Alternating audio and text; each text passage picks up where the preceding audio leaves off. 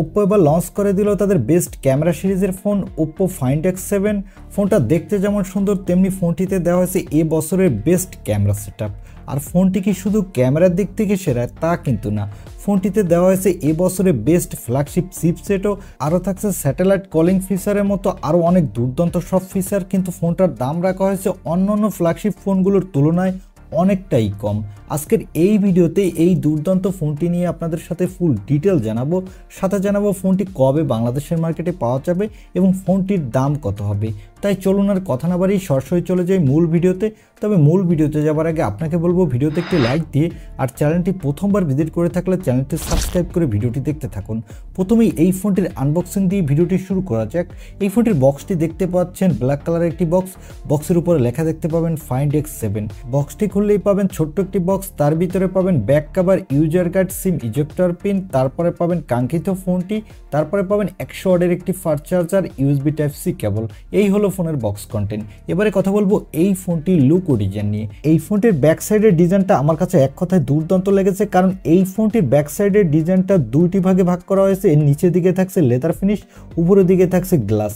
আর এই ফোনটির ব্যাক প্যানেলে দেওয়া হয়েছে বড় একটা ক্যামেরা মডিউল, এখানে দেওয়া হয়েছে ট্রিপল ক্যামেরা সেটআপ। আর এই ফোনটির ডিজাইনটা হুবহু Oppo Find X7 আল্ট্রার মতো সেম। আর এই ফোনটির বাম সাইডে দেওয়া আছে অ্যালার্ট স্লাইডার বাটন এবং এই ফোনটির ডান সাইডে থাকছে পাওয়ার বাটন এবং ভলিউম আপ ডাউন বাটন।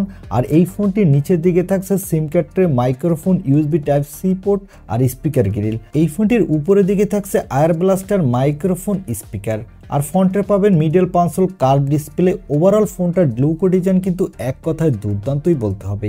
এবারে কথা বলবো এই ফোনটির ডিসপ্লে কোয়ালিটি নিয়ে। এই ফোনটির ডিসপ্লেটির সাইজ হলো 6.78 ইঞ্চি মাপের একটি 1.5K BOE এলপিটিও ওএলইডি ডিসপ্লে, সাথে থাকছে 120 হার্টজের রিফ্রেশ রেট। আর এই ডিসপ্লেটির পিক ব্রাইটনেস হলো 4500 নিটস।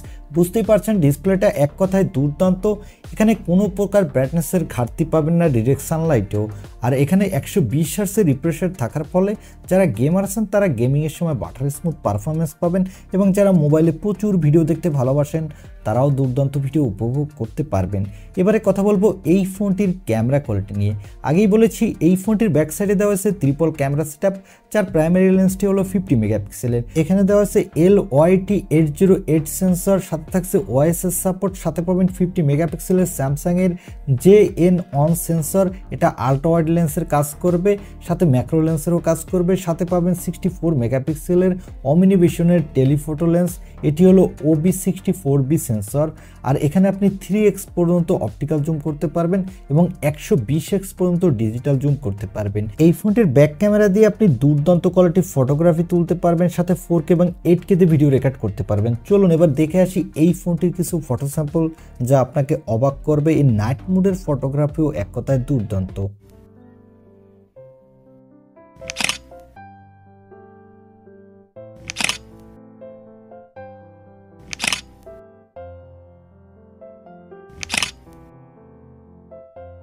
এখানে সেলফির জন্য পাবেন 32 মেগাপিক্সেলের সেলফি ক্যামেরা। এই ক্যামেরাটি দিয়ে আপনি ফুল এইচডি ভিডিও রেকর্ড করতে পারবেন, আর এখানেও আপনি 4K তে ভিডিও রেকর্ড করতে পারবেন। এই ফোনটির পাওয়ারের জন্য দেওয়া হয়েছে মিডিয়াটেকের এ বছরের সবথেকে লেটেস্ট ফ্ল্যাগশিপ প্রসেসর। এই প্রসেসরটি হলো মিডিয়াটেকের ডায়মেনসিটি 9300 প্রসেসর। এই প্রসেসরটি দিয়ে আপনি ভালো মাল্টিটাস্কিং করতে পারবেন, সাথে যে কোনো ধরনের হাই গ্রাফিক্সের গেম আপনি স্মুথলি খেলতে পারবেন, কোনো ল্যাগ বা ফ্রেম ড্রপ ইস্যু পাবেন না। এখানে আউট অফ দ্য বক্স থাকছে অ্যান্ড্রয়েড 14, সাথে থাকছে কালারওয়েজ 14। আর সিকিউরিটির জন্য থাকছে আন্ডার ডিসপ্লে অপটিক্যাল সেন্সর, এবং ব্যাটারির জন্য থাকছে 5000 mAh এর একটি ব্যাটারি, সাথে থাকছে 100 ওয়াটের একটি ফাস্ট চার্জার। এই ফোনটির থিকনেস হলো 8.7 মিলিমিটার এবং ওয়েট হলো 202 গ্রাম। এখানে দেওয়া হয়েছে LPDDR5X RAM, সাথে দেওয়া হয়েছে UFS 4.0 স্টোরেজ। আর এই ফোনটি মার্কেটে আপনি 4টি র্যাম রোম ভেরিয়েন্টে পাবেন।